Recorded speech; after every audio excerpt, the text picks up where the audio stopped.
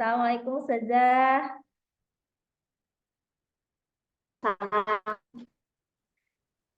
Sebelumnya terima kasih Ustazah sudah meluangkan waktu mendengarkan Jadi, pertanyaan-pertanyaan dari Ulun. siap sudah. Nah, jadi kita langsung mulai dari yang pertama nggih Ustazah. Yang pertama itu Ustazah, Ya, jadi siap, siap. dalam pembelajaran yang Ulun laksanakan itu, Alhamdulillah banyak dapat masalah. Nah, jadi sekedar sharing Ustazah, Ulun juga ingin bertukar pikiran dengan Pian. Selama Pian melaksanakan pembelajaran di kelas, khususnya di kelas 8 dan 9, masalah-masalah apa saja yang Pian sering temui Ustazah? Jadi, masalah yang sering ditemui ya Ustazah ya. Jadi yang Hmm, pertama Ustazah adalah satu kurangnya pemahaman Ustazah. Kurangnya pemahaman lah. Jadi kurangnya pemahaman ini sebenarnya ada dua faktor. Bisa karena memang di satu sisi anaknya yang memang masih belum memahami ya, atau yang bisa juga di ini ya belum apa namanya belum ini ya memaksimalkan apa namanya cara pengajaran kita. Tuh, itu sudah mungkin. Yang pertama itu, kemudian yang kedua, permasalahan yang sering dihadapi adalah kurangnya motivasi, sudah kurangnya motivasi belajar siswa ya, sehingga banyak didapati kadang anak-anak itu yang uring-uringan. Nah, uring-uringan. Jadi mereka itu merasa mungkin ada yang rasa sibuk sendiri ya, atau mungkin ada juga yang uh, nanti tiba-tiba izin Ustazah misalnya kemana nanti 15 menit baru balik lagi ke kelas. Nah itu mungkin Ustazah dua itu yang mungkin paling Masya sering Allah, ternyata ditemui. sama masalah kita ya Ustazah ya. Tinggi. Nggih, kalau di pembelajaran Pian, Ustazah, metode apa yang biasa Pian gunakan untuk meningkatkan kemampuan siswa dalam menuangkan ide-ide pemikirannya dalam bentuk tulisan? Dalam bentuk tulisan ya Ustazah ya. Nggih. Kalau dalam bentuk tulisan itu karena tulisan ini lebih ke pembuatan laporan. Ya, jadi biasanya metode yang saya gunakan itu sering itu menggunakan IDL, sudah Inquiry Discovery Learning, karena memang eh, apa namanya target akhirnya itu kan ada pembuatan laporan. Nah, mungkin berbeda kalau untuk bahasa ya, bahasa Indonesia, bahasa Inggris mungkin lebih kepada karya ya, karya misalkan membuat cerpen atau seperti apa ya. Kalau di IPA yang eksak kami biasanya lebih kepada laporan. Nah, untuk laporan itu sendiri kan biasanya kecenderungannya itu biasanya memang harus menggunakan apa namanya bentuk praktik ya, praktikum. Jadi lebih sering menggunakannya IDL, sudah Inquiry Discovery Learning. Gitu sudah. Masya Allah, terima kasih Ustazah untuk insight barunya ini.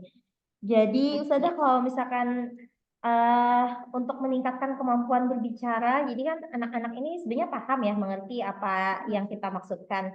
Cuma Ya, kalau di kelas ulun pribadi, mereka itu kesulitan mengungkapkan bentuk pemahaman mereka ini dalam bentuk kata-kata, Ustazah. Bukan hanya dalam bahasa Inggris, tapi dalam bahasa Indonesia mereka juga terbata-bata. Bahkan kayak gitu. semacam menyerah gitu, Ustazah. Anu, Ustazah paham aja dalam bahasa Banjar aja lah, Jar. Seringkali itu begitu. Nah, kalau Betul. dalam pembelajaran Pian sendiri, Ustazah untuk mengatasi permasalahannya seperti itu, metode apa yang Pian mungkin terapkan di kelas 8 dan 9? Ya, gitu sudah. Kalau metode mungkin lebih kepada diskusi ya sudah. Diskusi, tapi mungkin sebelumnya perlu adanya literasi sudah. Jadi sebenarnya penting literasi 5 menit pertama sebelum pembelajaran ya. Jadi literasi dalam hal ini bisa kita minta anak-anak untuk membaca sumber belajar mereka dulu sudah. Jadi misalkan mereka kan punya buku siswa ya. Nah, buku siswa itu kita beri waktu mereka 5 menit ya untuk membaca. Karena memang kita pahami bersama ya sudah ya untuk penguasaan apa namanya kemampuan berbicara ini memang harus didukung dengan literasi yang mumpuni dulu ya sudah ya itu sih sudah kalau kalau saran ya yang biasa yang biasa saya laksanakan. Gitu. Wah, ini bisa ulun terapkan juga nih, Ustazah. Karena kalau Gitu. membaca sumber belajar mereka 5 menit sebelum pembelajaran itu ulun belum pernah melaksanakan, Ustazah ya. Nah, Betul. ini insya Allah pertanyaan yang terakhir sepertinya, Ustazah. Nah, Oke. jadi kita kan ini sudah sekolah penggerak ya, Ustazah ya. Dan karena kita sudah sekolah penggerak, kita juga dituntut untuk senantiasa melaksanakan pembelajaran yang berdiferensiasi. Nah, terus terang Ustazah, ulun ini merasa kesulitan untuk melaksanakan pembelajaran yang berdiferensiasi ini. Karena yang pertama ini juga cukup baru, yang kedua kesulitannya itu juga dari segi penilaian, karena kan katanya penilaiannya itu juga bisa berbeda gitu, Ustazah. Nah, dan dalam penerapannya pun realnya di lapangan ulun juga kesulitan Ustazah. Bingung aja gitu nyocok-nyocokin metode kemudian modal pembelajaran seperti apa yang paling pas. Yang itu tuh memang benar-benar berdiferensiasi gitu nah Ustazah. Nah, Oke. kalau dalam pembelajaran Pian sendiri gitu nah, menurut Pian dari berbagai macam modal pembelajarannya pernah Pian coba nih, modal pembelajaran apa yang paling tepat yang itu memang sangat kurikulum merdeka banget dan memang berdiferensiasi untuk peserta didik kita. Gitu sudah. Kalau berbicara masalah diferensiasi ya Ustazah ya, kan sebenarnya ada beberapa pilihan ya Ustazah ya untuk kita sebagai sekolah penggerak.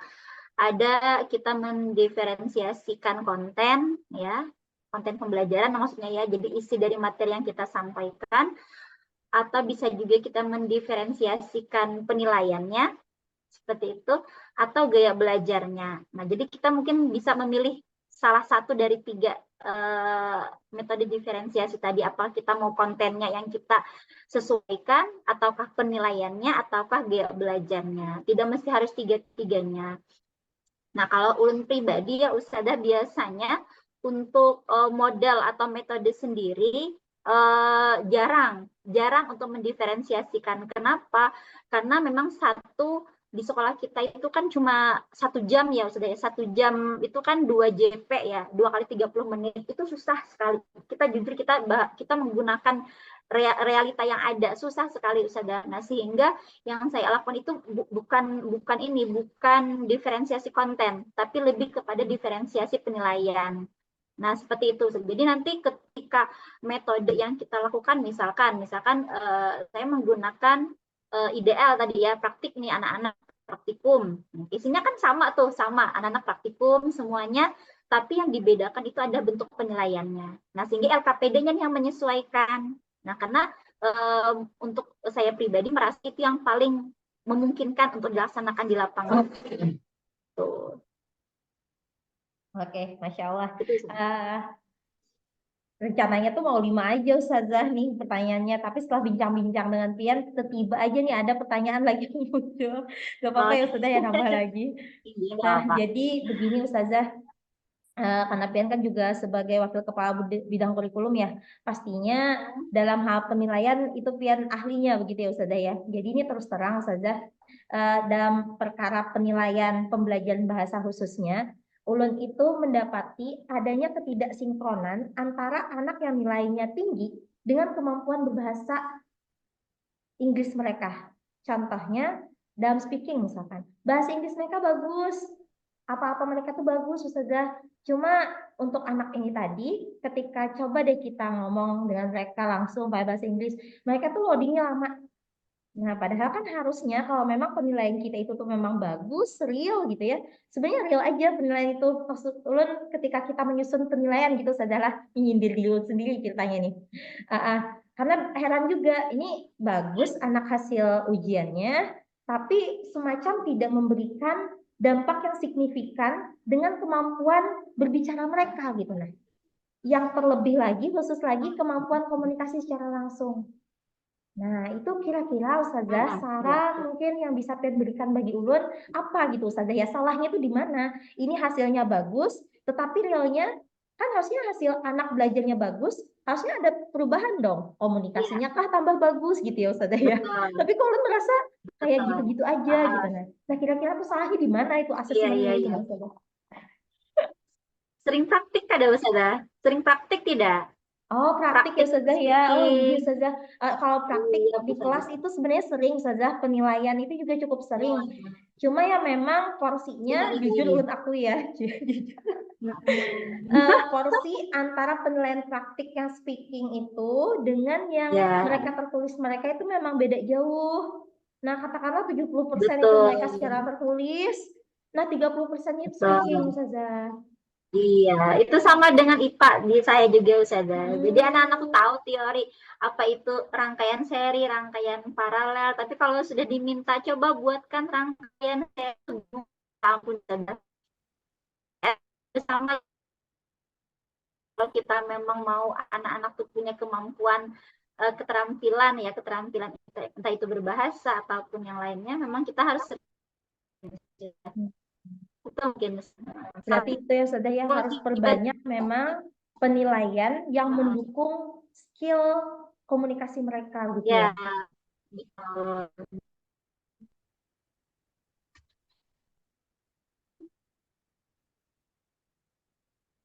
Gih, Ustazah, terima kasih banyak untuk pencerahannya.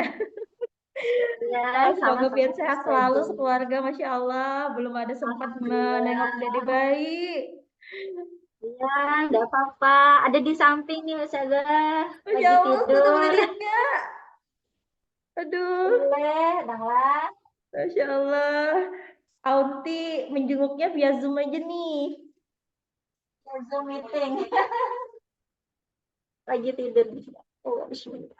Di foto kemarin mirip Ustadz Oscar. Ini wagananya sudah 2 kilo. Ini Ustazah. Nah, kelihatan lah Ustazah. Kelihatan, Lagi Us. tidur. Oke, oke. Wah, Masya Allah. Nah, ini sudah. Belum berani menggundul Ustazah. Yang semalam tuh menggundulnya di mana Ustazah? Belum tahu lah Ustazah. Ain, lawan Hana tuh belum ada yang Hmm. bergundul. Iya kah? Iya, Us. Ini tuh Untuk kedawannya menyakiti Ustazah. saja, Maka Kadawani menggundul ketika masih bayi loh. Akhirnya ke bawah sampai besar.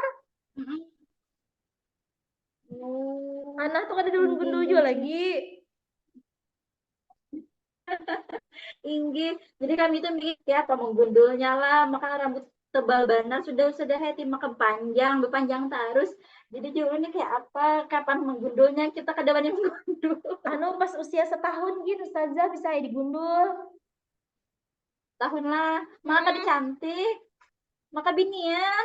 ada papa ai setahun. Iyalah, dan Ulun bagian ngerti anu pas menghadang anu 2 bulan umur ya anak di bulan setahun 2 anak bulan. ulun gundul, Ustazah.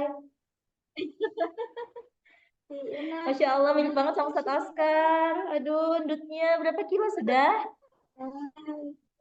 Ban Berapa kilo sudah? 15 hari. Sudah tahu, sudah belum ada ini, belum ada betimbang.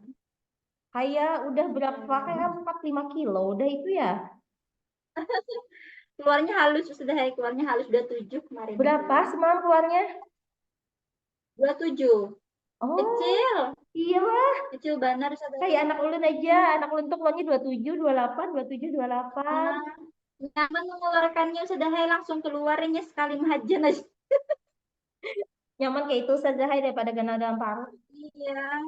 Aduh, ya Allah, Nah, kangen sudah memang Mariani. Ustazah, kami belum dapat anu pengganti pian lagi. iya kah? Ih, Kayak apa tuh? Makanya nggak tahu seorang jual lu aja. Ustazah, yang kadang mikirin juga pian. Iya, udah mau mikirin jauhnya biar aja itu. Iya, mungkin sudah dapat. Kada dapat Ustazah, hai. Itu aneh benar pian. Anehnya juga ulun semalam kan cepat dapatnya. Kayaknya ngalih lah di jari jurusan IPA. Semalam tuh ada yang kawan ulun tuh berartinya anu kada jadi itu berarti lah. Bisa jadi Ustazah, hai. Kada dajar. Jadi kan aku wah dipanggil.